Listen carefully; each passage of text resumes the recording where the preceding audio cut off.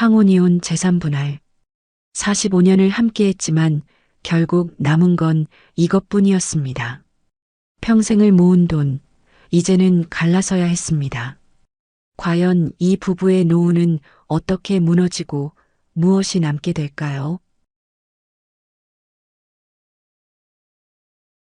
윤재만 씨는 68살입니다.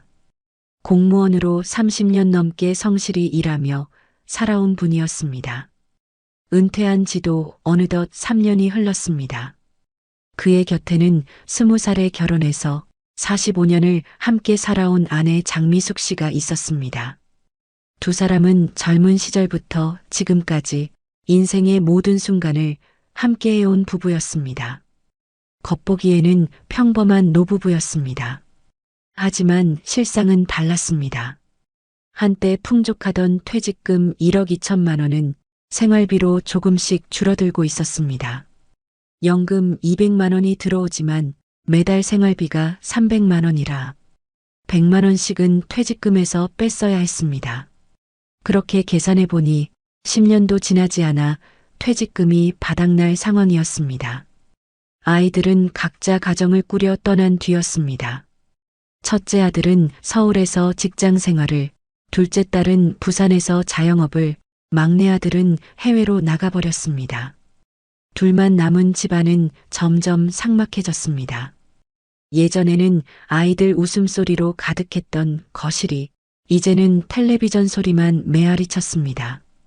재만 씨는 매일 아침 일어나면 통장 잔고부터 확인하는 습관이 생겼습니다. 어제보다 줄어진 잔고를 보며 한숨만 깊어갔습니다. 생활비 좀 아껴야 해요. 재만 씨는 늘 같은 말을 했습니다. 이러다간 다 떨어져요. 그러면 아내 미숙 씨는 지친 목소리로 대꾸하곤 했습니다. 나도 아끼고 있어. 근데 이렇게 사는 게 너무 답답해. 이 말이 나온 순간 재만 씨의 얼굴은 굳어졌습니다. 45년을 함께 살아온 부부 사이에 처음으로 깊은 균열이 시작되었습니다. 미숙 씨는 더 이상 참을 수 없다는 듯 방으로 들어가 버렸습니다. 재만 씨는 혼자 거실에 앉아서 멍하니 천장만 바라보았습니다. 내가 뭘 잘못했지? 평생 가족을 위해 일만 했는데 그런 생각들이 머릿속을 맴돌았습니다. 사실 재만 씨는 몰랐습니다. 아내가 얼마나 오랫동안 혼자서 모든 것을 감당해 왔는지를, 새 아이를 키우며 시부모님까지 모시느라 자신의 꿈은 접어둔 채 살아온 45년. 그 시간의 무게를 말입니다.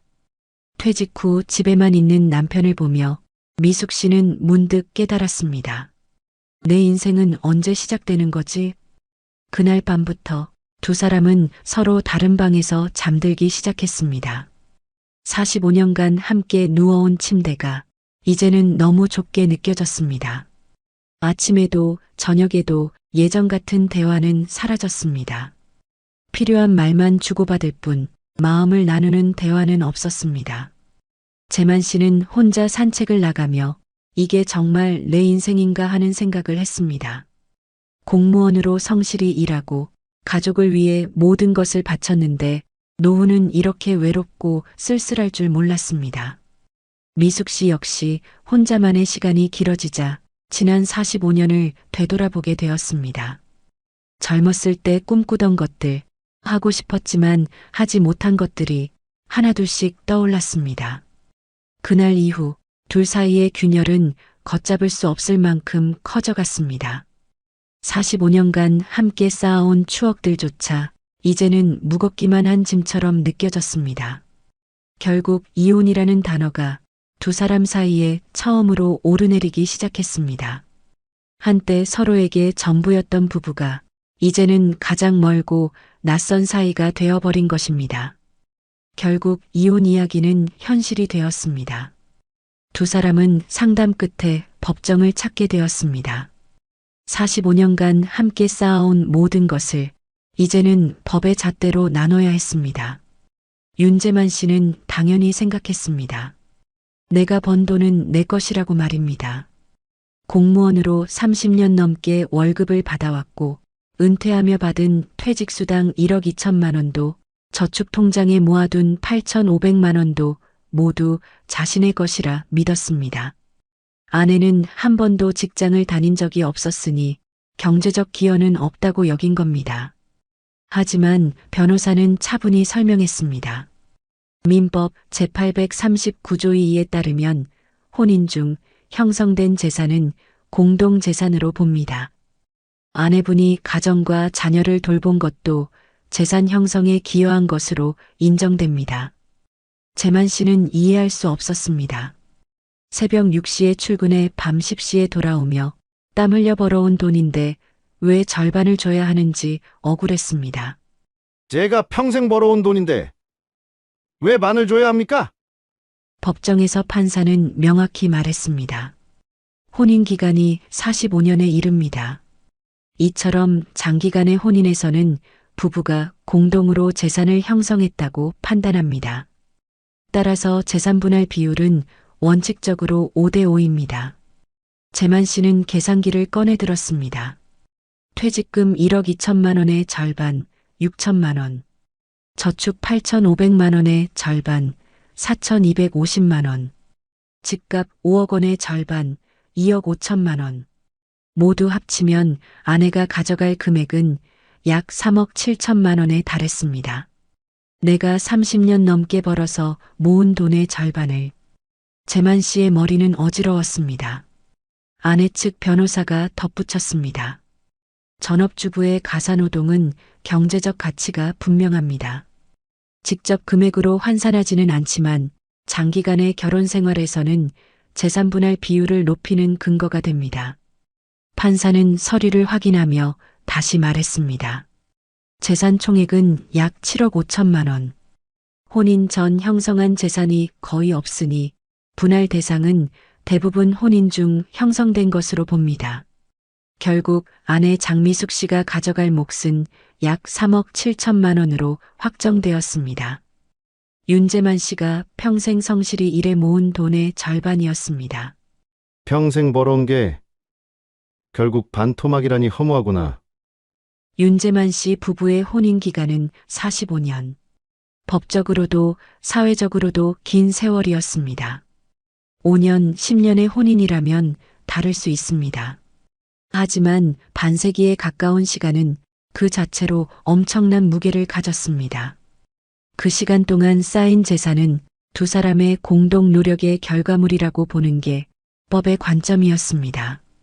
재만 씨는 생각해 보았습니다. 23살에 결혼해서 68살이 된 지금까지 정말 긴 시간이었습니다. 그 45년 동안 어떤 일들이 있었을까요? 아이 셋을 낳아 기르며 첫째가 대학 갈 때까지 20년, 막내가 독립할 때까지 또다시 몇 년, 시부모님을 10년간 모시고 친정어머니도 5년간 돌보았습니다. 그 모든 시간을 두 사람이 함께 했습니다. 이런 사례는 윤재만 씨 부부만의 이야기가 아닙니다. 최근 5년간 황혼 이혼이 30%나 증가했고 특히 혼인 기간 30년 이상인 부부들의 이혼이 급증하고 있습니다. 통계청 자료를 보면 평균 혼인 지속 기간은 16년 6개월인데 45년이라는 기간이 얼마나 긴지 알 수 있습니다. 하지만 재만 씨에게는 통계보다 중요한 게 있었습니다. 그 45년의 실제 무게였습니다. 법원에서는 이런 기준을 제시했습니다. 혼인 기간 5년 미만인 경우 아내의 기여도가 낮아서 30% 전후로 인정되는 경우가 많습니다. 혼인 기간 10년 이상이면 40%, 20년 이상이면 50% 이상 인정되는 경우가 많다고 했습니다. 그리고 45년. 이 정도 기간이면 재산 분할 비율이 50%를 훨씬 넘어서는 경우도 있다는 것이었습니다. 실제 황혼 이혼 사례들을 보면 혼인 기간 40년 이상인 경우 아내가 60% 이상을 분할받는 판례도 있었습니다. 그만큼 오랜 세월의 기여도를 높게 평가한 것입니다. 판사는 담담히 말했습니다. 45년의 세월은 결코 가볍지 않습니다. 재만 씨는 아무 말도 할 수 없었습니다. 그의 눈에는 억울함과 허탈함이 동시에 비쳤습니다. 그런데 왜 이렇게 오랜 기간을 함께 산 부부들이 노년에 와서 이혼을 결정하는 걸까요? 전문가들은 몇 가지 이유를 제시합니다. 남편의 퇴직 후 집에서 보내는 시간이 늘어나면서 생활 패턴의 차이로 갈등이 심화되는 경우가 많다고 합니다. 재만 씨 부부도 정확히 그런 경우였습니다. 정말 오랫동안 서로를 의지하며 살아왔는데 퇴직 후 집에서만 지내다 보니 갈등이 생긴 것입니다. 경제적 어려움도 함께 견뎠고 아이들 교육 문제도 함께 고민했습니다. 시부모님 간병도 함께 했고 인생의 크고 작은 문제들을 함께 해결해 왔습니다. 법원은 이런 점들을 종합적으로 고려합니다. 단순히 시간의 길이만이 아니라 그 시간 동안 쌓인 협력과 기여도를 봅니다. 미숙 씨의 변호사가 말했습니다. 45년간 집안의 모든 일을 도맡아 했습니다. 아이들 교육은 물론이고 시부모님 간병까지 전부 아내의 몫이었습니다. 남편이 승진하고 좋은 평가를 받을 수 있었던 것도 뒷바라지가 있었기 때문입니다.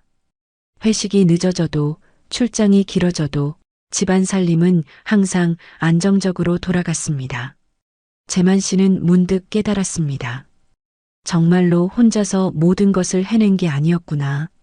아내가 없었다면 지금의 자신도 없었을 것이라는 사실을 45년이라는 세월 앞에서 법도 사회도 그 무게를 인정하고 있었습니다.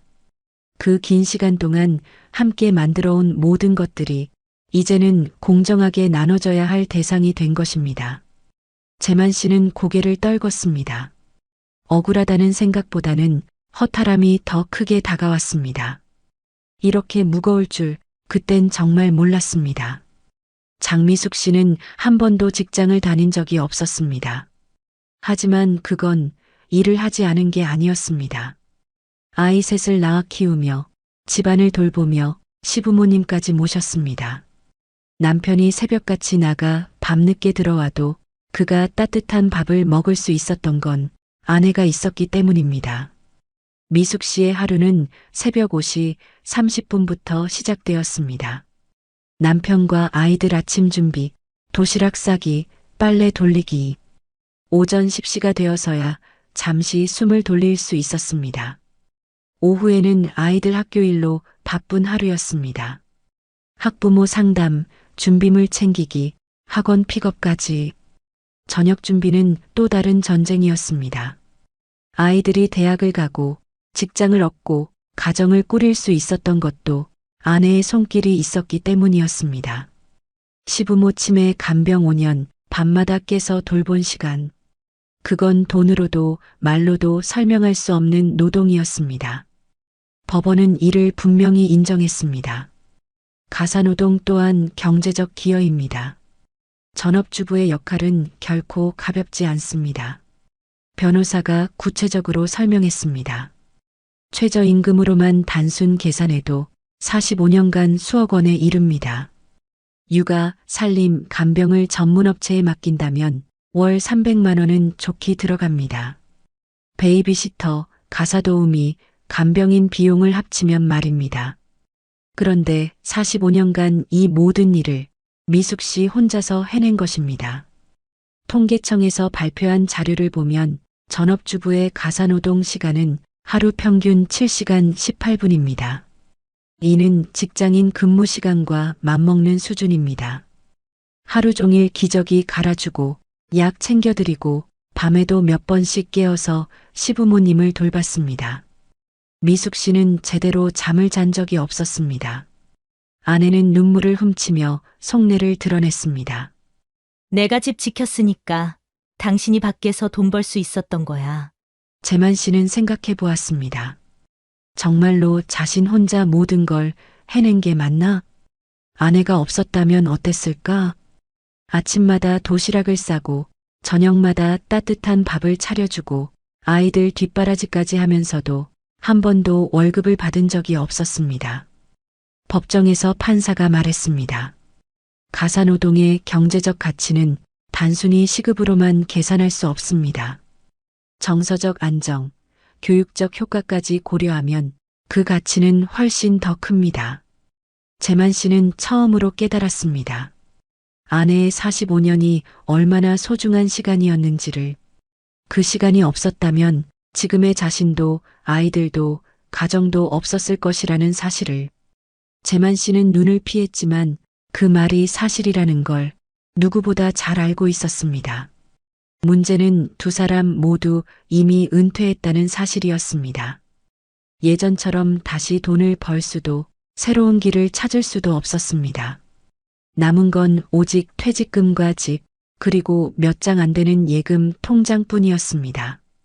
재만 씨는 68살이었습니다. 미숙 씨는 65살이었습니다.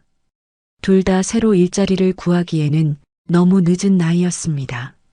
재산을 반으로 나눈다면 두 사람 모두가 가진 돈은 각각 3억 7,500만 원 정도. 앞으로 살아갈 20년 그 돈으로 버텨야 했습니다. 혼자 살 때 월 생활비를 200만 원이라고 계산해 봤습니다. 1년이면 2,400만 원, 10년이면 2억 4천만 원, 20년을 살려면 4억 8천만 원이 필요했습니다. 그런데 나눠받을 돈은 3억 7,500만 원, 1억 원이 부족한 상황이었습니다. 게다가 의료비는 계산에 포함되지 않았습니다. 나이가 들면서 병원비는 점점 늘어날 텐데 그 돈은 어디서 마련해야 할까요? 윤재만 씨는 계산기를 두드리다 고개를 떨궜습니다. 이 돈 나누고 나면 나한테 뭐가 남는 거지? 한때 자랑스러웠던 퇴직금이 이제는 더 큰 불안의 씨앗이 되고 있었습니다. 미숙 씨도 마찬가지였습니다. 혼자 살아가기에는 3억 7,500만 원도 넉넉하지 않았습니다. 원룸 월세만 해도 50만 원은 들어갑니다. 생활비 150만 원까지 합치면 월 200만 원은 기본적으로 필요합니다. 두 사람 모두 경제적으로 여유로운 노후를 꿈꾸고 있었는데 현실은 그렇지 못했습니다. 게다가 인플레이션까지 고려하면 20년 후 물가는 지금보다 훨씬 높아질 것입니다. 지금의 200만 원이 20년 후에는 300만 원의 가치가 될지도 모릅니다. 재만 씨는 친구들과 만날 때마다 이런 고민을 털어놓곤 했습니다. 이혼하고 나면 진짜 빈털터리가 되는 거야. 하지만 친구들도 별다른 해답을 주지 못했습니다. 대부분 비슷한 상황에 처해 있었기 때문입니다. 국민연금은 평균 수령액 수준인 월 80만 원 정도 나올 예정이었습니다. 그나마 다행이었지만 생활비를 모두 충당하기에는 턱없이 부족했습니다.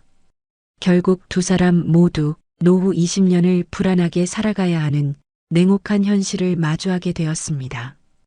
이혼은 단순히 관계의 끝이 아니라 두 사람 모두의 생존이 걸린 싸움이었습니다. 그럼에도 불구하고 두 사람의 마음은 이미 돌이킬 수 없을 만큼 멀어져 있었습니다. 집을 팔아 나눌 것인가, 한쪽이 살고 다른 한쪽이 보상을 받을 것인가, 통장을 어떻게 나눌 것인가. 노후 자산이 하나씩 도마 위에 오를 때마다 부부의 갈등은 깊어졌습니다. 재만 씨는 집을 팔기 싫었습니다. 45년간 살아온 추억이 담긴 곳이었기 때문입니다. 아이들이 태어나고 자란 곳, 부모님을 모셨던 곳, 모든 기억이 스며 있는 공간이었습니다. 하지만 집값이 5억 원인 상황에서 미숙 씨 목 2억 5천만 원을 현금으로 줄 방법이 없었습니다.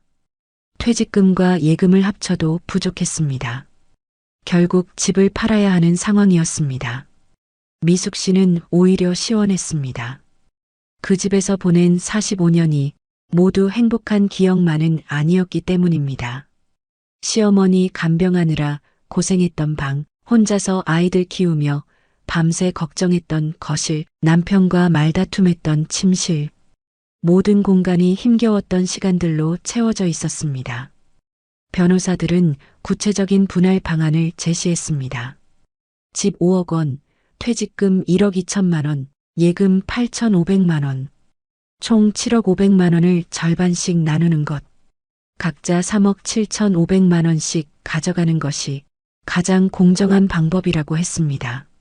하지만 숫자로 나누기에는 45년의 세월이 너무 무거웠습니다. 재만 씨는 생각했습니다. 정말 이게 끝인가?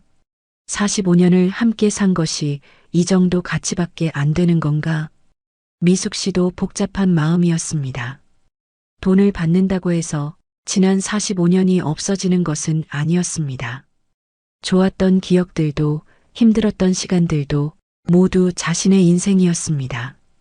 돈보다 더 무거운 것은 45년간 함께한 세월과 추억이었습니다.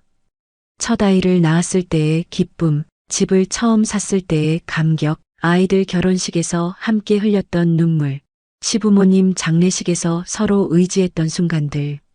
그 모든 것들이 이제는 법정에서 숫자로 계산되고 있었습니다. 그러나 장미숙 씨의 결심은 단호했습니다. 돈이 문제가 아니야.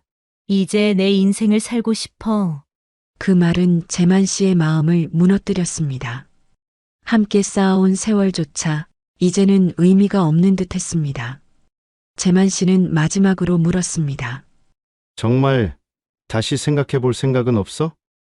미숙 씨는 고개를 저었습니다. 45년 동안 당신을 위해 살았어.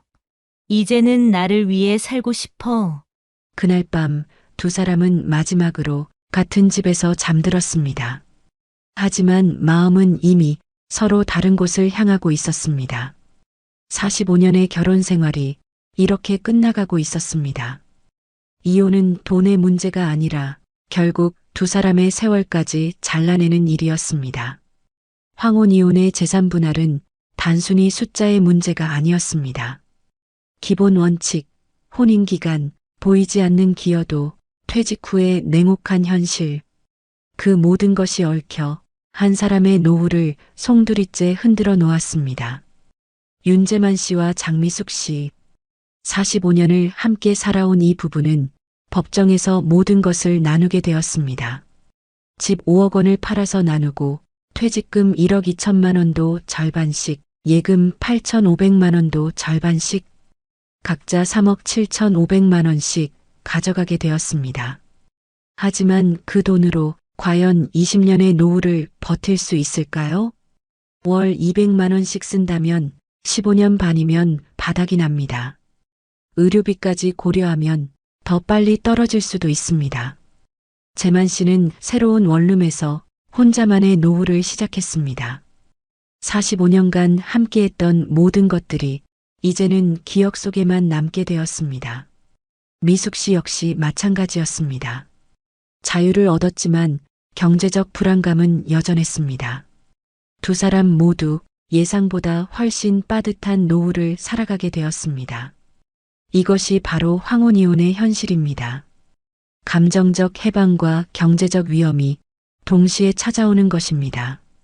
법은 공정하게 재산을 나눠줍니다. 하지만 그 이후의 삶은 각자가 책임져야 하는 몫입니다. 45년의 혼인 기간이 만들어낸 무게, 전업주부의 보이지 않는 기여, 은퇴 후 더 이상 돈을 벌 수 없는 현실. 이 모든 것들이 복합적으로 작용해서 재산 분할의 결과를 만들어냅니다. 황혼이혼을 생각하고 계신다면 단순히 감정적 결정만으로는 안 됩니다. 철저한 경제적 계산과 준비가 필요합니다. 이 부부는 결국 재산을 나눴지만 그 뒤의 삶은 어떻게 흘러가게 될까요? 이야기가 도움이 되셨다면 구독과 알림 설정 부탁드립니다. 다음 영상에서는 집과 연금, 그리고 빚을 둘러싼 더 치열한 전쟁을 보여드리겠습니다. 퇴직금과 적금, 집까지 처분해 모은 돈, 총 12억 원이었습니다. 은퇴 후 제2의 인생을 꿈꾸며 말레이시아로 이주한 박병수 씨. 하지만 단 한 번의 투자, 그 선택으로 모든 돈을 잃었고 결국 한국으로 돌아와 35만 원짜리 여인숙에 몸을 뉘어야 했습니다. 12억 원을 가진 은퇴자가 어떻게 한순간에 무너졌을까요? 오늘 그 충격적인 이야기를 전해드립니다. 정년퇴직을 맞이하던 날, 박병수 씨의 얼굴에는 미소가 번졌습니다. 30년 넘게 지방공기업 행정팀장으로 근무했습니다. 그의 손에는 동료들이 건넨 꽃다발이 들려 있었습니다. 박수와 환호 속에서 사진을 찍었습니다. 순간만큼은 세상의 주인공이 된 듯 했습니다.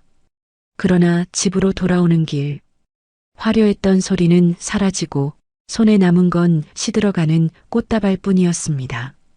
다음 날 아침, 익숙했던 알람은 울리지 않았습니다. 눈을 뜨자 거실 시계 초침 소리만 들렸습니다.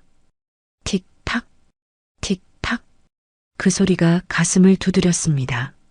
30년 동안 반복된 출근길이 사라진 자리, 낯선 정적이 거실을 가득 채웠습니다.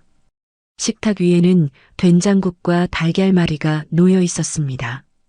그러나 숟가락을 드는 손끝은 무겁기만 했습니다. 그는 속으로 중얼거렸습니다. 오늘 하루 나는 무엇을 해야 하지? 박병수 씨의 자산은 약 12억 원이었습니다. 퇴직금, 적금, 전세 보증금을 합친 금액입니다. 겉보기에 든든했지만 계산기는 냉정했습니다. 생활비 300만 원, 1년에 3,600만 원, 10년이면 3억 6천만 원, 30년이면 10억 원이 넘습니다. 여기에 전기세, 관리비, 병원비까지 더해진다면 12억 원은 결코 여유롭지 않았습니다. 마트에 들렀을 때도 불안감은 커졌습니다. 파 한 단 3,900원, 두부 한 모 4,000원. 예전엔 대수롭지 않던 숫자들이 이제는 예리한 칼날처럼 다가왔습니다. 계산대를 지나며 깊은 한숨이 흘러나왔습니다. 이 돈도 결국 금방 줄어들겠구나. 퇴직은 자유일 거라 믿었습니다. 그러나 현실은 달랐습니다. 시간은 많아졌지만 그 시간을 어떻게 채워야 할지 몰랐습니다. 무엇보다 돈에 대한 불안감이 그의 마음을 조금씩 잠식해 갔습니다. 불 꺼진 거실에 홀로 앉아있던 그는 손에 남은 꽃다발을 내려다보았습니다. 그리고 속으로 생각했습니다. 퇴직은 끝이 아니라 이제 진짜 전쟁의 시작일지도 모르겠다. 어느 날 박병수 씨는 유튜브 영상을 보게 됐습니다. 화면에는 화려한 자막이 번쩍였습니다.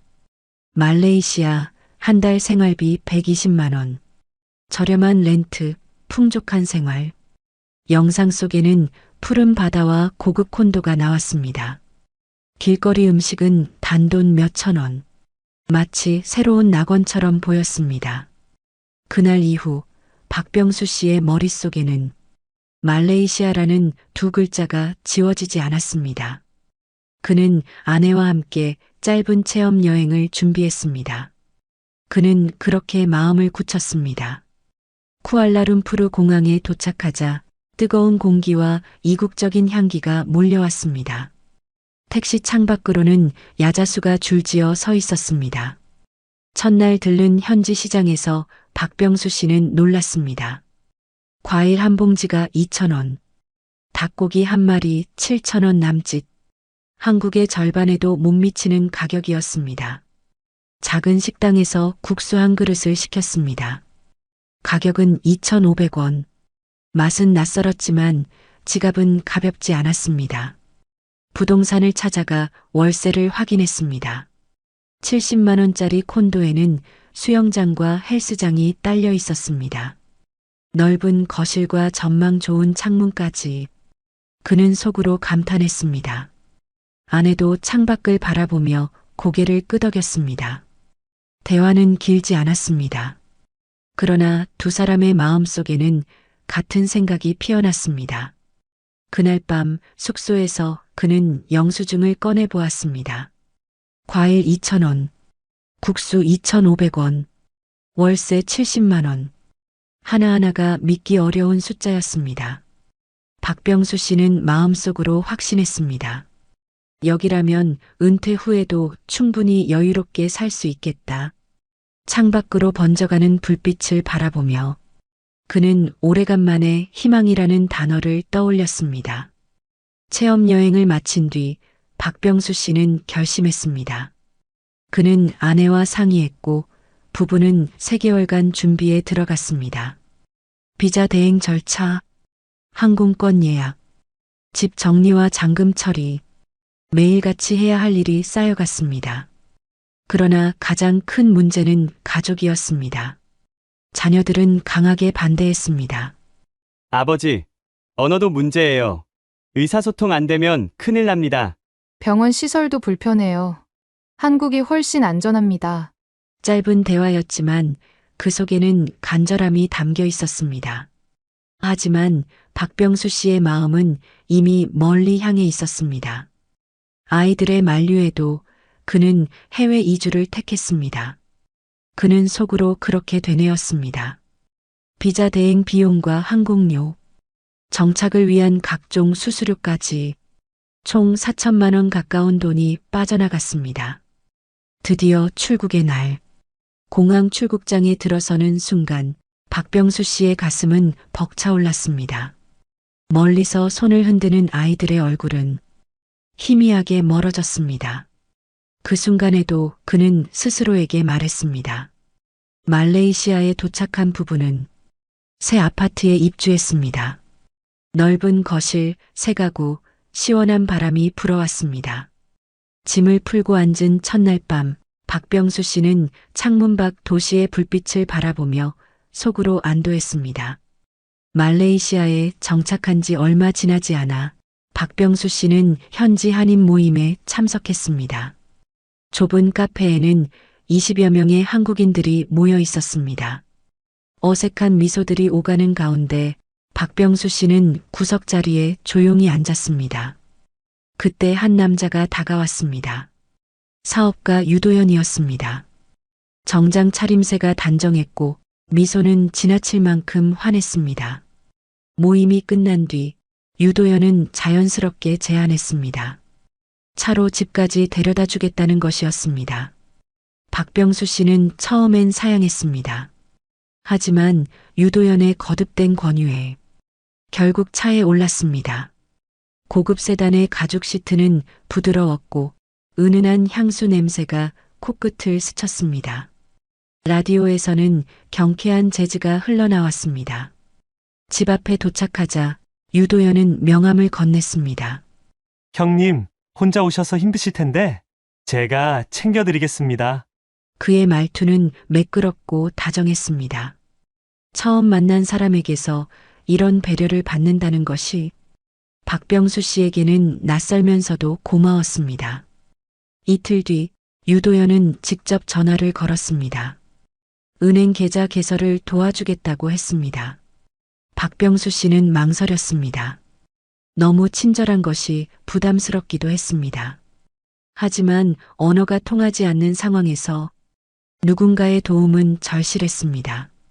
다음 날 오전 유도현의 차가 아파트 앞에 도착했습니다.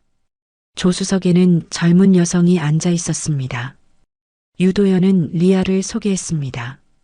리아는 공손하게 인사를 했습니다. 영어와 한국어를 자유롭게 구사했고 미소는 언제나 상냥했습니다. 은행에 도착하자 리아는 서류를 미리 준비해 두었습니다. 복잡한 절차들을 차근차근 설명했고 은행 직원과의 대화도 매끄럽게 통역했습니다. 30분 만에 계좌 개설이 완료되었습니다. 박병수 씨는 감탄하지 않을 수 없었습니다. 혼자였다면 반나절은 걸렸을 일이었습니다. 점심시간 유도현은 고급 한식당으로 안내했습니다.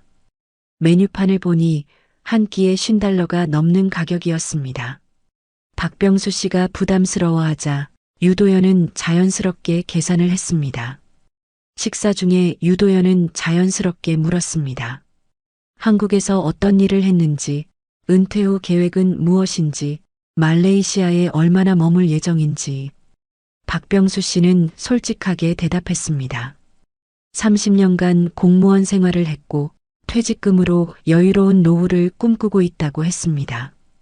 유도현은 고개를 끄덕이며 들었습니다. 그의 눈빛에는 묘한 관심이 번뜩였습니다. 식사를 마친 뒤 유도현은 병원까지 함께 갔습니다. 건강검진 예약을 잡아주었고 의료진과의 소통도 리아가 도왔습니다. 오후 늦게 통신사에 들렀습니다.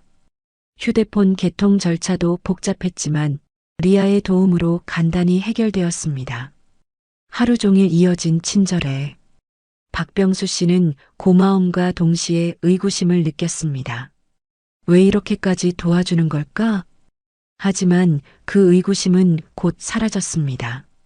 낯선 땅에서 누군가의 도움만큼 소중한 것은 없었기 때문입니다.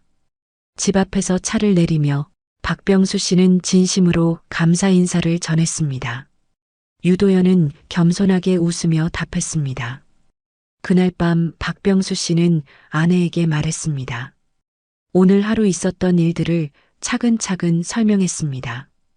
아내는 조용히 듣다가 걱정스러워했습니다. 박병수 씨는 잠시 망설였습니다. 동포끼리는 서로 도울 수 있다고 생각했습니다. 아내는 더 이상 말하지 않았습니다. 하지만 그의 얼굴에는 여전히 걱정이 어려 있었습니다. 며칠 뒤 유도연은 다시 연락을 했습니다. 이번에는 사무실로 초대했습니다. 박병수 씨는 망설였습니다. 아내의 경고가 머릿속을 스쳤습니다.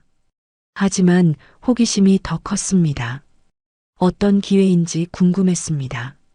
그리고 무엇보다 지금까지의 친절이 그의 판단을 흐렸습니다. 박병수 씨는 결국 약속을 잡았습니다. 그 순간부터 그는 위험한 길로 한 발짝 더 내딛기 시작했습니다. 언어가 통하지 않는 땅에서 누군가의 친절은 구원처럼 느껴졌습니다. 하지만 그 친절 뒤에 숨겨진 진짜 의도를 그는 아직 알지 못했습니다.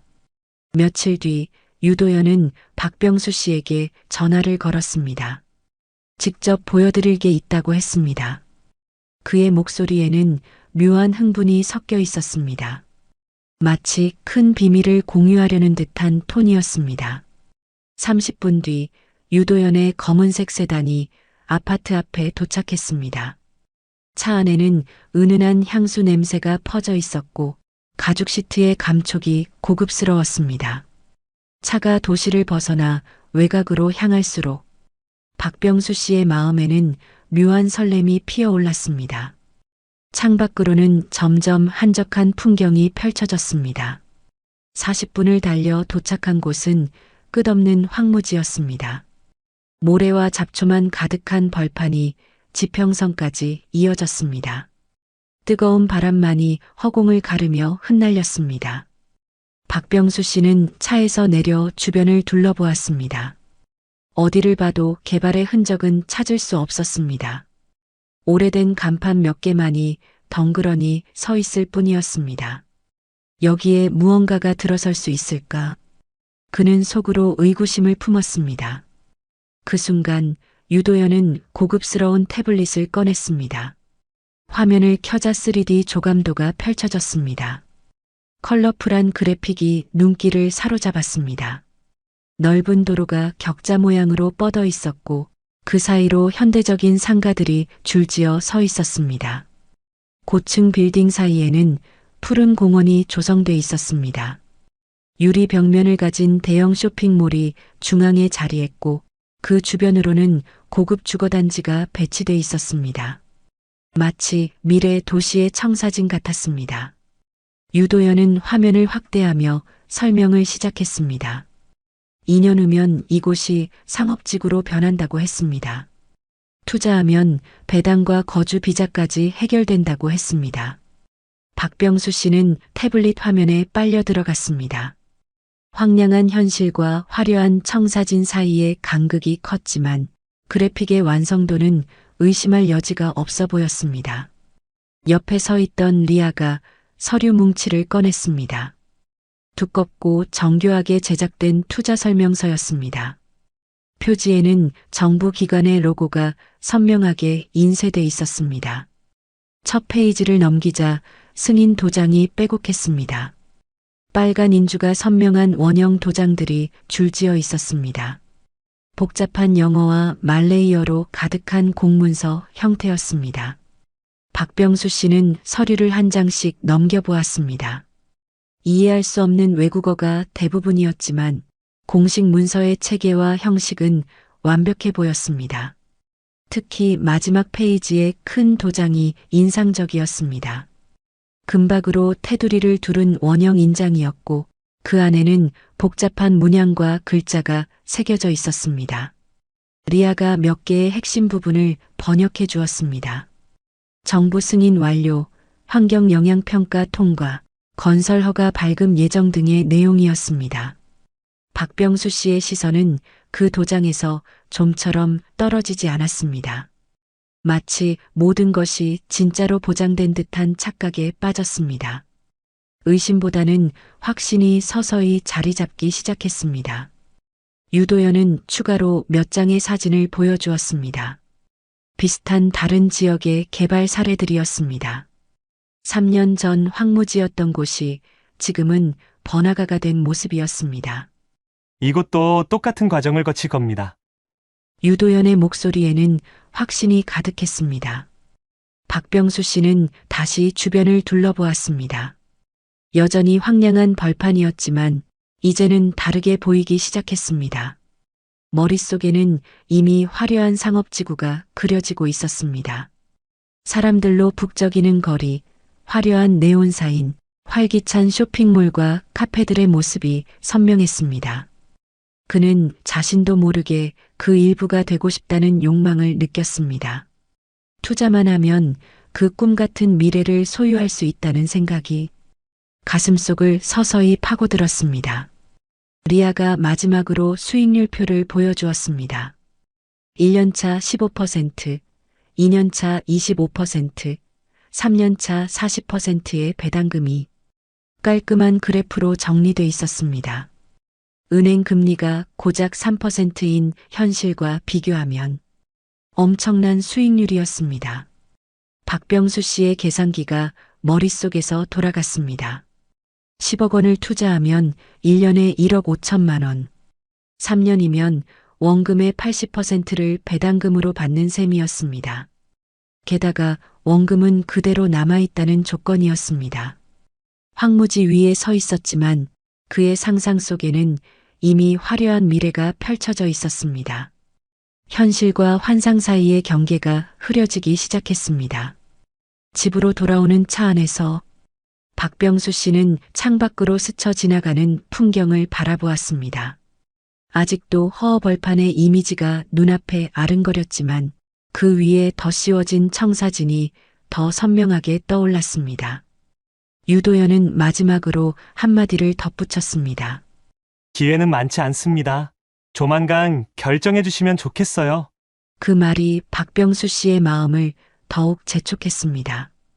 늦으면 기회를 놓칠 수도 있다는 조급함이 피어올랐습니다. 그날 밤 그는 깊은 잠에 들지 못했습니다. 뒤척이며 천장을 바라보았습니다. 머릿속에서는 수익률 계산이 끝없이 반복됐습니다.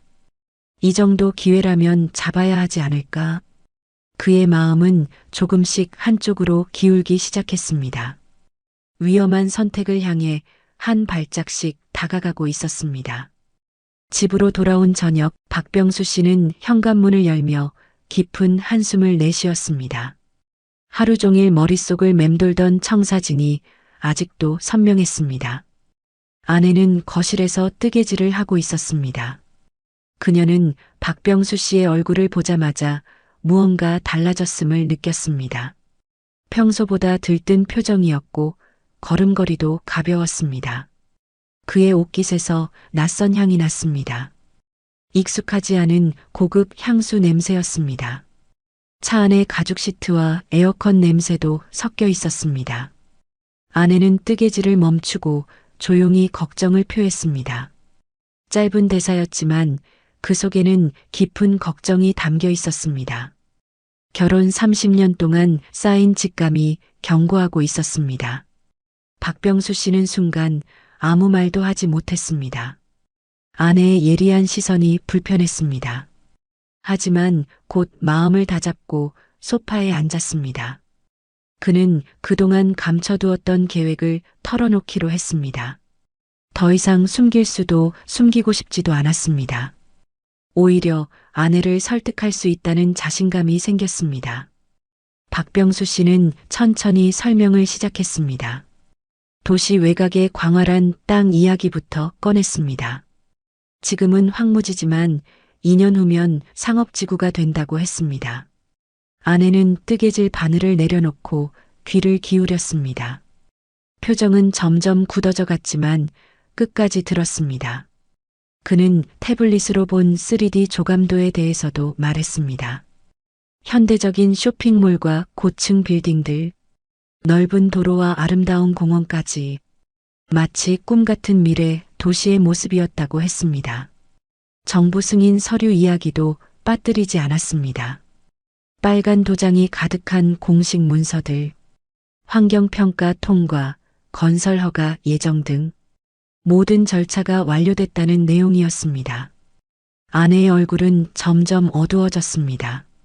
하지만 박병수 씨는 계속 말을 이어갔습니다.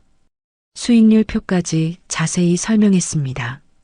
그는 수익률에 대해 흥미진진하게 설명했습니다. 계산기를 꺼내 구체적인 숫자까지 보여주었습니다. 10억 원 투자하면 1년에 1억 5천만 원. 생활비 3년치가 배당금으로 나온다고 강조했습니다. 마지막으로 그는 가장 중요한 부분을 말했습니다.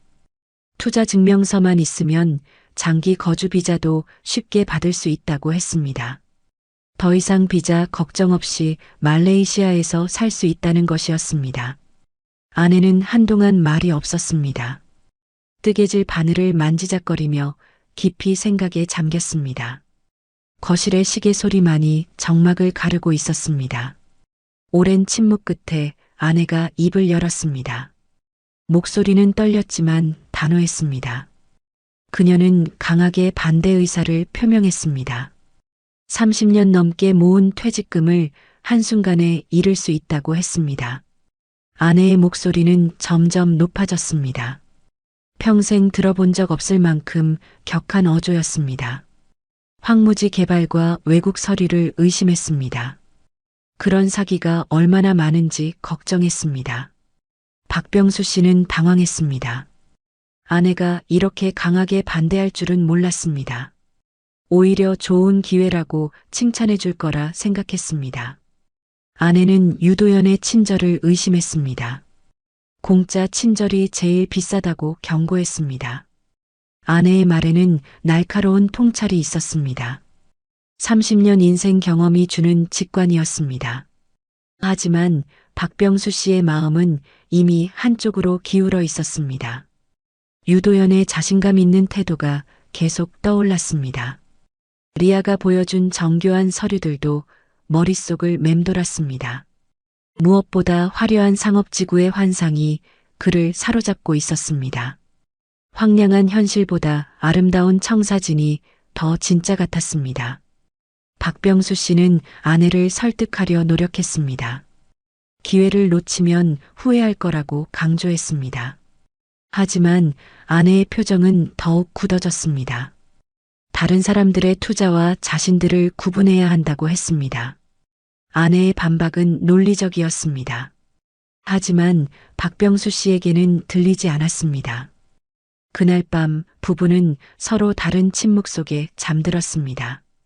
아내는 걱정으로 뒤척였고 박병수 씨는 투자 계획으로 머리가 복잡했습니다.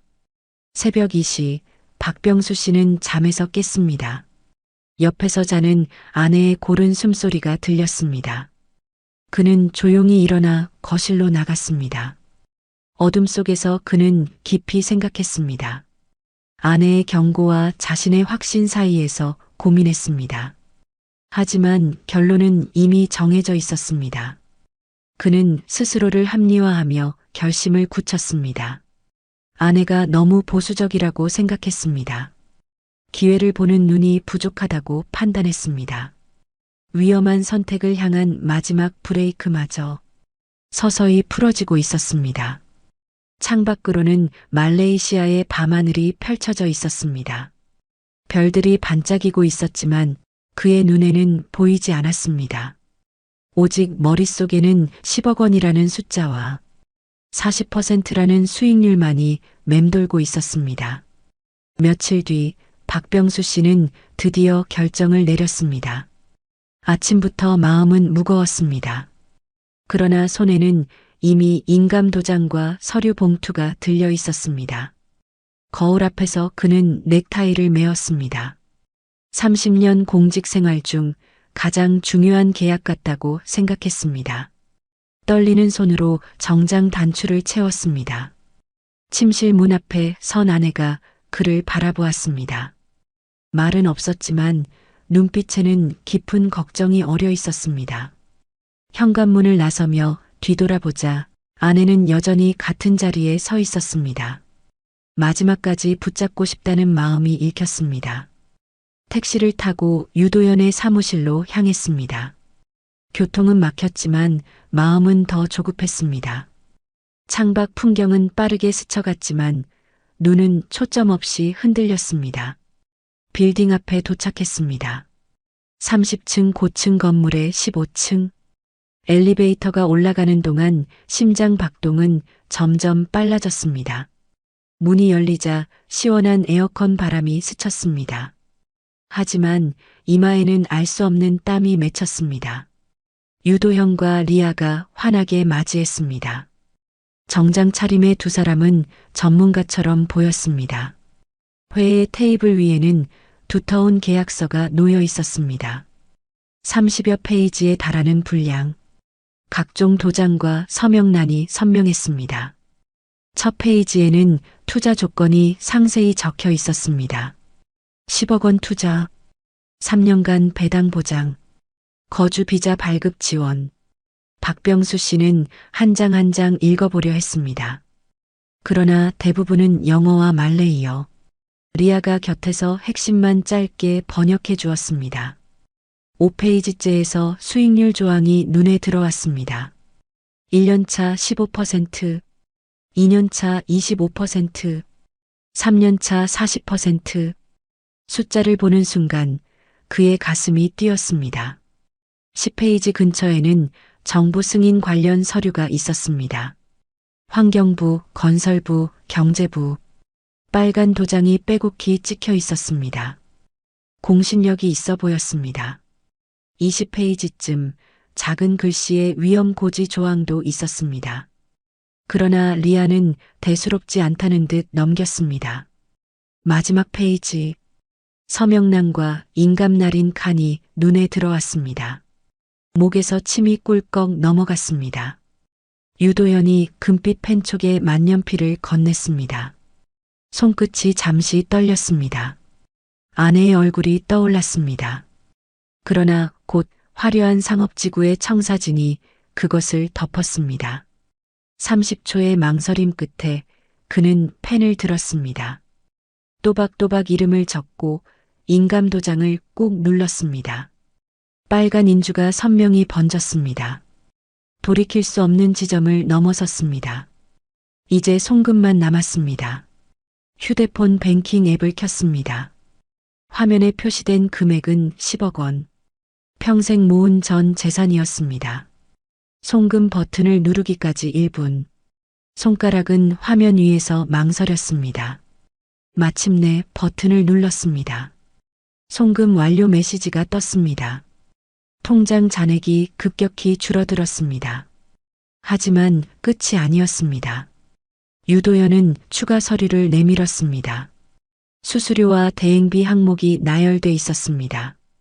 정부 승인 수수료 800만 원, 법무법인 대행비 1200만 원, 비자 발급 수수료 500만 원, 기타 행정비용 500만 원, 총 3천만 원. 박병수 씨는 당황했지만 이미 늦었습니다. 주계약을 맺은 이상 부대 비용은 필수라고 했습니다. 그는 결국 추가 송금도 진행했습니다. 두 번째 송금까지 마치자 통장에 남은 돈은 2억 원이 채 안 됐습니다. 계약이 끝나자 리아가 미소 지으며 축하 인사를 건넸습니다. 유도현도 악수를 청했습니다. 이제 모든 절차가 끝났습니다. 2년 후면 큰 수익을 보실 겁니다. 그 한마디에 불안은 눈 녹듯 사라졌습니다. 올바른 선택을 한 듯 안도감이 밀려왔습니다. 사무실을 나서며 엘리베이터에 오른 그의 발걸음은 가벼웠습니다. 10억 원을 송금했지만 마음은 오히려 편안했습니다. 이제 모든 게 순조롭게 풀릴 거야. 그는 스스로를 위로하며 중얼거렸습니다. 택시 창밖으로 말레이시아 거리가 흘러갔습니다. 2년 후 이 모든 것이 자신의 투자로 더 발전할 거라 믿었습니다. 그러나 그가 보지 못한 것이 있었습니다. 바로 이 순간이 파국의 문을 여는 시작이라는 사실. 집에 돌아와 현관문을 열었을 때 아내가 거실에서 기다리고 있었습니다. 그녀의 표정만으로도 모든 것을 짐작할 수 있었습니다. 박병수 씨는 억지로 웃으며 말했습니다. 이제 기다리기만 하면 돼. 그러나 아내의 얼굴은 더 어두워졌습니다. 거실에는 무거운 정적만이 흘렀습니다. 그날 밤 그는 모처럼 깊이 잠들었습니다. 꿈속에서는 화려한 상업지구를 거닐고 있었습니다. 하지만 옆에 누운 아내는 한숨도 이루지 못했습니다. 천장을 바라보며 최악의 상황을 준비하고 있었습니다. 그 불안한 예감은 곧 현실이 될 예정이었습니다. 계약을 체결한 지 일주일 후 박병수 씨는 설레는 마음으로 현장을 찾았습니다. 혹시 공사가 시작됐을까 하는 기대감이 있었습니다. 하지만 현장은 여전히 황량했습니다. 넓은 벌판에는 바람만 불고 있었습니다. 표지판 하나조차 새로 설치되지 않았습니다. 그는 스스로를 위로했습니다. 아직 일주일밖에 안 됐으니까 당연하다고 생각했습니다. 대규모 개발 사업은 시간이 걸리는 법이라고 합리화했습니다. 2주째가 되자 조금씩 불안해지기 시작했습니다. 유도연에게 전화를 걸어 진행 상황을 물어보았습니다. 환경심사가 예상보다 오래 걸린다는 대답이 돌아왔습니다. 한 달째 박병수 씨는 다시 현장을 방문했습니다. 이번에는 아내와 함께 갔습니다. 혹시 자신이 놓친 변화가 있을까 싶었습니다. 현장에 도착한 아내는 한숨을 내쉬었습니다. 한 달 전과 완전히 똑같은 모습이었습니다. 잡초만 조금 더 자란 것 말고는 변화가 없었습니다. 정말 여기에 뭔가 지어질까요? 아내의 목소리에는 의심이 가득했습니다. 박병수 씨는 답변을 피했습니다. 대신 유도연에게 다시 연락해보겠다고 했습니다. 하지만 속으로는 점점 불안감이 커지고 있었습니다. 6주째 유도연에게서 연락이 왔습니다. 환경부의 추가 심사 수수료가 필요하다고 했습니다. 800만 원을 더 입금해달라는 요청이었습니다. 박병수 씨는 당황했습니다. 계약서에는 그런 내용이 없었습니다. 하지만 유도연은 예상치 못한 행정 절차라고 설명했습니다. 고민 끝에 800만 원을 추가로 송금했습니다. 이미 10억 원을 투자한 상황에서 800만 원 때문에 전체를 포기할 수는 없다고 생각했습니다. 2개월째에 접어들자 더 이상 참을 수 없었습니다. 박병수 씨는 유도연의 사무실로 직접 찾아갔습니다. 명확한 답변을 듣고 싶었습니다. 사무실에 도착하니 분위기가 이상했습니다. 리셉션 데스크에는 아무도 없었습니다. 복도는 을씨년스럽게 조용했습니다. 유도연의 사무실 문을 두드렸지만 응답이 없었습니다. 문손잡이를 돌려보니 잠겨 있지 않았습니다. 조심스럽게 문을 열고 들어가 보았습니다. 사무실 내부는 텅 비어 있었습니다. 며칠 전까지 있던 책상과 의자가 모두 사라졌습니다. 벽에 걸렸던 인증서들도 흔적도 없이 없어졌습니다. 바닥에는 커피 얼룩과 종이 조각들만 남아 있었습니다. 창문 블라인드는 반쯤 내려져 있었고 먼지가 햇빛에 날리고 있었습니다. 박병수 씨는 그 자리에 멍하니 서 있었습니다. 현실을 받아들이기가 어려웠습니다. 꿈을 꾸고 있는 것 같은 기분이었습니다. 급하게 리아의 휴대폰으로 전화를 걸었습니다. 하지만 전화는 연결되지 않았습니다. 현재 사용할 수 없는 번호입니다라는 안내만 들렸습니다. 유도연의 번호도 마찬가지였습니다. 어제까지 통화가 됐던 번호가 갑자기 불통이 되었습니다. 모든 연락처가 한순간에 차단된 것이었습니다. 빌딩 관리사무소에 문의해 보았습니다. 임대인이 며칠 전 갑자기 이사를 갔다고 했습니다. 임대료도 밀린 채로 야반도주했다는 설명이었습니다. 박병수 씨는 다리에 힘이 풀렸습니다. 복도 벤치에 주저앉아 머리를 감쌌습니다. 10억 원이 한순간에 사라져버린 현실이 실감났습니다. 그날 오후 그는 현장을 다시 찾았습니다. 마지막 희망이라도 붙잡아 보려는 심정이었습니다. 혹시 공사가 몰래 진행되고 있을까 싶었습니다. 하지만 현장은 여전히 황무지였습니다. 심지어 예전에 있던 표지판마저 사라져 있었습니다. 바람에 날린 비닐봉지만 덩그러니 굴러다니고 있었습니다. 그 순간 모든 것이 거짓이었음을 깨달았습니다. 화려한 3D 조감도도, 정부 승인 서류도, 높은 수익률 약속도 모두 허상이었습니다. 손에 남은 것은 무용지물이 된 계약서 한 장뿐이었습니다. 두툼한 도장이 여전히 선명했지만 이제는 아무런 의미가 없는 종이 조각이었습니다. 박병수 씨는 계약서를 바닥에 떨어뜨렸습니다. 바람에 날린 종이가 흙먼지와 함께 굴러갔습니다. 그의 꿈도 함께 날아가는 것 같았습니다. 집으로 돌아가는 길은 너무나 길었습니다. 택시기사에게 현재 상황을 설명할 수도 없었습니다. 그저 창밖을 바라보며 깊은 절망에 빠져 있었습니다. 현관문을 열자 아내가 거실에서 기다리고 있었습니다. 그녀는 박병수 씨의 얼굴만 봐도 상황을 알 수 있었습니다. 30년 부부 생활의 직감이었습니다. 사기당한 거죠? 아내의 조용한 한마디가 모든 것을 정리했습니다. 박병수 씨는 고개를 끄덕일 수밖에 없었습니다. 말로 설명하기엔 너무 복잡하고 부끄러웠습니다. 그저 소파에 털썩 주저앉았습니다. 10억 원이 다 날아갔어요? 아내의 목소리는 떨렸지만 담담했습니다. 다시 한번 고개를 끄덕였습니다. 추가로 송금한 800만 원까지 합치면 총 10억 8천만 원이 증발한 상황이었습니다. 아내는 더 이상 아무 말도 하지 않았습니다. 그녀는 조용히 방으로 들어가 문을 닫았습니다. 거실에는 박병수 씨 혼자만 남았습니다. 그날 밤 그는 깊은 허무감 속에서 하룻밤을 보냈습니다. 천장을 바라보며 계속 생각했습니다. 어떻게 이런 일이 일어날 수 있는지 이해할 수 없었습니다. 30년 공직 생활에서 쌓은 경험도 신중한 성격도 아무 소용이 없었습니다. 달콤한 유혹 앞에서는 모든 것이 무력했습니다. 새벽이 되자 한 가지 사실이 명확해졌습니다. 이제 진짜 절망의 시간이 시작된다는 것이었습니다.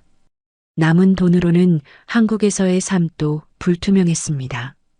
창밖으로 말레이시아의 새벽이 밝아오고 있었습니다.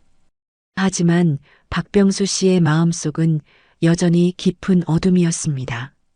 희망이라는 단어는 이미 사전에서 사라져버린 것 같았습니다. 사기 사실을 확인한 첫날 밤, 박병수 씨는 거실 소파에서 움직이지 못했습니다. 시간이 멈춘 것 같았습니다. 현실이 믿어지지 않았습니다. 벽시계가 밤 11시를 가리키고 있었습니다. 12시, 1시, 2시가 지나도 그는 그대로 앉아 있었습니다. 머릿속에서는 같은 생각이 끝없이 맴돌았습니다. 정말 10억 8천만 원이 사라진 건가? 혹시 꿈은 아닐까? 내가 뭔가 잘못 본 건 아닐까? 휴대폰을 꺼내 은행 앱을 다시 열어보았습니다. 통장 잔액은 여전히 1억 2천만 원이었습니다. 송금 내역을 확인했습니다. 10억 원, 3천만 원, 800만 원. 모든 기록이 선명하게 남아 있었습니다. 유도연의 번호로 다시 전화를 걸어보았습니다. 현재 사용할 수 없는 번호입니다. 똑같은 안내 멘트만 반복됐습니다. 리아의 번호도 사무실 번호도 마찬가지였습니다. 모든 연락처가 완전히 차단된 상태였습니다. 그제야 사기라는 현실이 조금씩 실감나기 시작했습니다. 새벽 4시가 되어서야 박병수 씨는 잠자리로 향했습니다. 하지만 잠은 오지 않았습니다. 눈을 감으면 유도연의 환한 미소가 떠올랐습니다. 리아가 보여준 화려한 청사진도 선명했습니다. 어떻게 그렇게 완벽하게 속일 수 있지? 나는 왜 의심하지 못했을까? 아내의 경고를 왜 듣지 않았을까? 후회와 자책이 파도처럼 밀려왔습니다. 베개에 얼굴을 묻고 한참을 울었습니다. 30년 넘게 흘리지 않았던 눈물이었습니다. 둘째 날 아침, 박병수 씨는 거울을 보고 놀랐습니다. 하룻밤 사이에 10년은 늙어 보였습니다. 눈가에는 깊은 주름이 패여 있었습니다. 아침을 차려놓은 아내 앞에서도 말이 없었습니다. 숟가락을 들었다가 내려놓기를 반복했습니다. 목구멍으로 아무것도 넘어가지 않았습니다. 아내는 애타면서도 조심스러운 목소리로 뭐라도 먹어보라고 권했습니다. 박병수 씨는 고개만 저었습니다. 입을 열면 울음이 터질 것 같았습니다. 차라리 침묵이 나았습니다. 오전 내내 그는 현장을 다시 찾았습니다. 혹시 공사가 시작됐을까 하는 마지막 희망 때문이었습니다. 하지만 여전히 황무지였습니다. 벌판 한가운데 서서 하늘을 올려다보았습니다. 구름 한 점 없는 맑은 하늘이었습니다. 그 하늘이 원망스러웠습니다. 왜 이렇게 맑은 거야? 내 기분처럼 비라도 와야 하는 거 아니야? 점심때가 되어도 식욕이 없었습니다. 오후에는 은행을 찾아갔습니다. 송금 취소가 가능한지 물어보려고 했습니다. 은행 직원은 고개를 저었습니다. 이미 상대방이 출금한 상태입니다. 취소는 불가능해요. 그 말을 듣는 순간 다리에 힘이 풀렸습니다. 은행 로비 의자에 주저앉았습니다. 정말 끝났구나. 셋째 날, 박병수 씨는 분노의 시간을 맞았습니다. 더 이상 슬픔이 아니라 화가 치밀었습니다. 이 자식들이 평생 욕을 하지 않던 그의 입에서 거친 말이 나왔습니다. 거실을 서성거리며 주먹을 꽉 쥐었습니다. 유도현과 리아의 얼굴이 떠오를 때마다 때려주고 싶은 충동이 일었습니다. 계약서를 꺼내 찢어버리고 싶었습니다. 하지만 그것마저도 증거라고 생각해 참았습니다. 대신 벽을 주먹으로 쳤습니다. 아프지도 않네. 정신적 고통이 너무 커서 육체적 고통은 느껴지지 않았습니다. 오후에는 인터넷으로 비슷한 사기 사례들을 찾아봤습니다. 수십 개의 글이 검색됐습니다. 말레이시아 부동산 사기, 해외 투자 사기 등등. 나만 당한 게 아니구나. 그 사실이 위로가 되기보다는 더 화가 났습니다. 그럼 왜 더 조심하지 못했지? 댓글을 하나씩 읽어봤습니다. 어떻게 그런 뻔한 사기에 당하냐?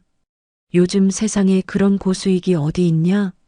상식적으로 생각해봐도 익명의 비난들이 가슴을 찔렀습니다. 다른 사람들 눈에는 정말 바보 같아 보이는 선택이었습니다. 부끄러움과 분노가 뒤섞였습니다. 넷째 날부터는 체념의 시간이 시작됐습니다. 분노도 지쳐버렸습니다. 그저 멍하니 천장만 바라보며 누워 있었습니다. 이제 어떻게 살지? 남은 1억으로 뭘 할 수 있지? 아내에게 뭐라고 말하지? 생각할수록 막막했습니다. 은퇴 후 30년을 버틸 돈이 필요했는데 이제 3년도 버티기 어려운 상황이 됐습니다. 아내는 말없이 그 곁을 지켰습니다. 따뜻한 차를 내어주기도 하고 조용히 어깨를 만져주기도 했습니다. 미안해. 박병수 씨가 겨우 꺼낸 첫 마디였습니다. 아내는 지금은 미안하다는 말할 때가 아니라고 했습니다. 어떻게 할지 생각해야 한다며 단단한 목소리로 말했습니다. 5째 날 저녁, 박병수 씨는 마침내 현실을 받아들이기 시작했습니다. 울어도 화를 내도 후회해도 사라진 돈은 돌아오지 않는다는 사실을. 거실에 앉아 계산기를 꺼냈습니다. 남은 돈 1억 2천만 원. 말레이시아에서의 생활비를 계산해 봤습니다. 월 생활비 200만 원으로 잡으면 5년, 150만 원으로 줄이면 6년 8개월. 그 이후는 완전히 빈털터리가 됩니다. 한국으로 돌아가야겠다. 그는 마침내 결론을 내렸습니다. 아내는 고개를 끄덕였습니다. 그게 맞는 것 같아요. 여기 있으면 계속 상처만 받을 거예요. 그날 밤 부부는 오랜만에 대화를 나눴습니다. 귀국 계획, 생활비 절약 방법, 앞으로의 삶에 대한 이야기를. 여전히 절망적이었지만 적어도 현실을 받아들일 준비는 됐습니다. 이제 진짜 새로운 시작을 해야 했습니다. 6일째 아침, 박병수 씨는 일어나 세수를 했습니다. 며칠 만에 제대로 한 세수였습니다. 거울 속 자신은 여전히 초라했지만 눈빛만큼은 조금 달라져 있었습니다. 이제 정말 끝났구나. 하지만 아직 끝이 아니야. 다시 시작해야 해. 그는 항공료를 알아보기 시작했습니다. 말레이시아에서의 마지막 며칠을 정리하며 한국에서의 새로운 삶을 준비했습니다. 절망의 나락에서 6일을 보낸 후 박병수 씨는 마침내 다시 걸을 준비를 마쳤습니다. 비록 무너진 채로였지만 그래도 걸어야 했습니다. 10억이 사라졌다는 사실은 박병수 씨의 머리를 짓눌렀습니다. 은행 이체 내역은 분명 존재했지만 그 돈이 어디로 흘러갔는지는 알 수 없었습니다. 그는 경찰서를 찾았습니다. 사무실에 폐쇄 정황과 계약서를 내밀며 사기 피해를 호소했습니다. 그러나 담당자는 냉정하게 말했습니다. 해외 부동산 사건은 한국 법으로 다루기 어렵습니다. 현지 수사 협조 없이는 진행이 힘듭니다. 박병수 씨는 변호사 사무실도 찾아갔습니다. 상담을 들은 변호사는 고개를 저었습니다. 국제 소송은 비용이 많이 듭니다. 몇 년을 끌어도 결과가 보장되지 않아요. 책상 위 견적서에는 수천만 원이 적혀 있었습니다. 그 순간 그는 무력감을 느꼈습니다. 집으로 돌아왔을 때 아내는 깊은 한숨을 내쉬고 있었습니다. 박병수 씨의 얼굴을 보자 차갑게 말했습니다. 당신은 돈만 잃은 게 아닙니다. 제 믿음도 잃었어요. 짧은 한마디였지만 그보다 더 무거운 심판은 없었습니다. 그날 밤 거실에 앉아있던 그는 계약서를 다시 꺼내 들었습니다. 굵은 도장은 여전히 선명했지만 이제는 아무 의미도 없었습니다. 돈을 잃은 절망보다 더 큰 고통은 가족의 신뢰마저 잃었다는 사실이었습니다. 박병수 씨는 천천히 눈을 감았습니다. 머릿속에는 신뢰라는 두 글자만이 가슴을 깊게 파고들고 있었습니다. 사기를 당한 뒤 박병수 씨의 마음속에는 깊은 상처가 남았습니다. 매일같이 후회와 분노가 교차했습니다. 그런 그의 곁에 한 지인이 다가왔습니다. 형님, 여기서라도 조금 만회해 보시죠. 그는 은밀하게 불법 게임장을 권했습니다. 처음에 박병수 씨는 단호히 거절했습니다. 하지만 어느 날 발걸음이 그곳으로 향하고 말았습니다. 구경만 해보자. 스스로를 합리화하며 문을 열었습니다. 실내는 화려한 조명과 소음으로 가득했습니다. 화면 위 숫자들이 쉴 새 없이 바뀌고 사람들의 환호와 탄식이 뒤섞였습니다. 처음엔 그냥 앉아 지켜보았습니다. 그러다 작은 베팅을 해보았습니다. 그리고 뜻밖에도 승리를 거두었습니다. 작은 금액이었지만 그 순간 그의 가슴은 크게 요동쳤습니다. 혹시 여기서 잃은 돈을 되찾을 수 있지 않을까? 그러나 본전을 찾겠다는 집착은 곧 더 큰 구멍을 만들었습니다. 처음엔 수백만 원, 곧 수천만 원이 사라졌습니다. 게임장에 앉아 있을 때마다 그의 얼굴은 점점 초췌해졌습니다. 눈빛은 흔들렸고 손끝은 떨렸습니다. 결국 그는 수억을 잃었습니다. 마지막으로 남은 4억마저 증발했습니다. 손에 쥔 것은 고작 커피 한 잔뿐이었습니다. 그날 밤 바닷가 벤치에 앉아 그는 깊은 어둠 속에서 홀로 중얼거렸습니다. 무료 커피 한 잔 결국 4억짜리였구나. 바다의 파도 소리만이 그의 한숨을 삼켜주고 있었습니다.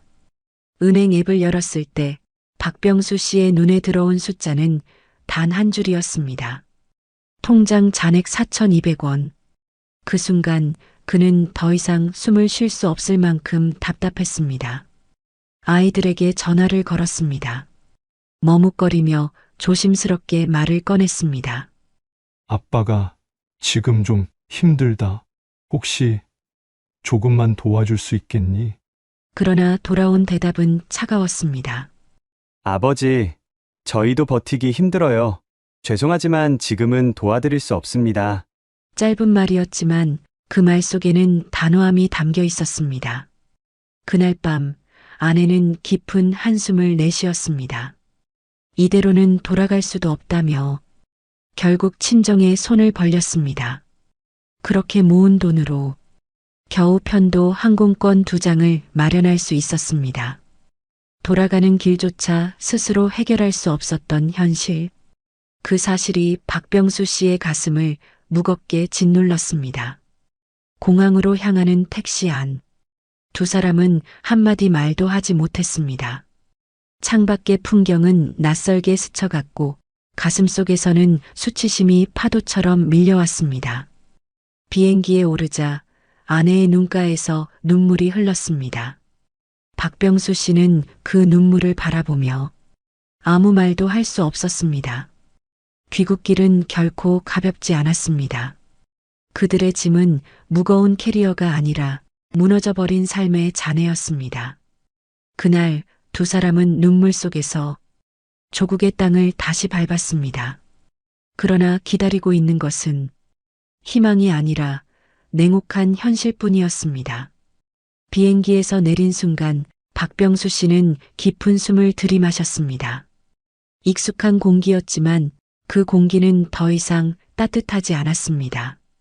한국에 돌아왔지만 갈 곳은 없었습니다. 그들이 머물 수 있었던 곳은 월세 35만 원짜리 여인숙 방 한 칸이 전부였습니다. 좁은 복도 끝, 낡은 형광등 불빛 아래 놓인 방. 바닥은 차갑고 벽지는 군데군데 뜯겨 있었습니다. 창문은 작았고 바람은 막지 못했습니다. 아내는 가방을 내려놓으며 조용히 말했습니다. 여기가 우리가 다시 시작할 곳이군요. 밤이 깊어갈수록 허무함은 더 커졌습니다. 침대에 누웠지만 잠은 오지 않았습니다. 천장에 달린 희미한 전등을 바라보며 박병수 씨는 자신에게 물었습니다. 어쩌다 이렇게까지 된 걸까? 예전 직장 동료들에게 전화를 걸어보았습니다. 그러나 받지 않거나 짧은 인사만 건넸습니다. 나중에 다시 연락드리겠습니다. 그 말은 끝내 현실이 되지 않았습니다. 한때는 함께 웃고 술잔을 기울이던 사람들이 지금은 모두 그의 곁을 떠났습니다. 그는 깊이 깨달았습니다. 돈이 있을 때는 사람이 모여들었지만 돈이 떨어지자 사람도 떨어져 나갔습니다. 돈이 떨어지면 사람도 떨어지는구나. 그는 마음속으로 그렇게 중얼거렸습니다.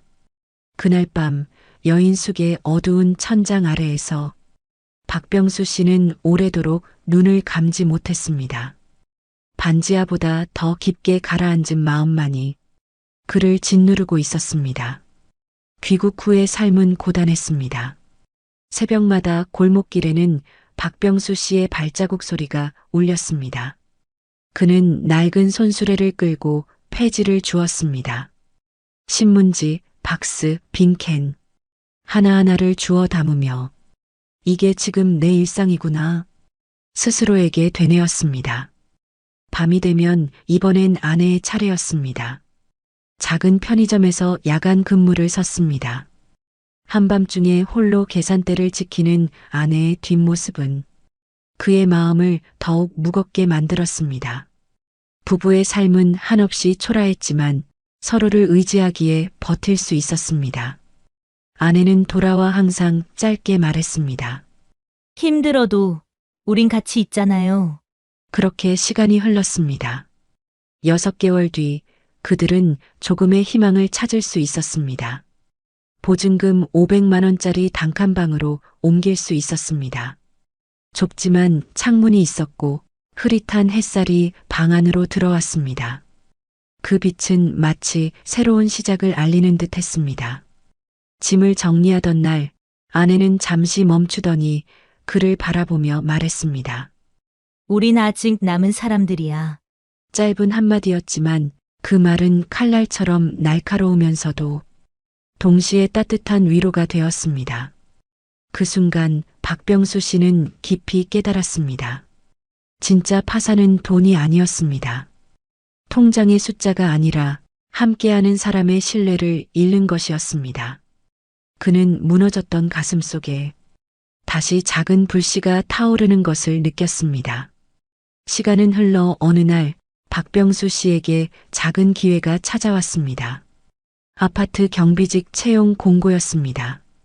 그는 망설임 없이 지원했습니다. 며칠 뒤 합격 소식을 들었을 때 눈가가 붉어졌습니다. 이제 나도 다시 일어설 수 있구나. 아내 역시 주간 근무로 전환할 수 있었습니다. 밤마다 홀로 계산대를 지키던 생활에서 벗어나 낮에 함께 밥을 먹을 수 있게 된 것입니다. 부부는 여전히 넉넉하지 않았지만 이전과는 다른 안정감을 느끼기 시작했습니다. 박병수 씨는 스스로 3가지 원칙을 세웠습니다.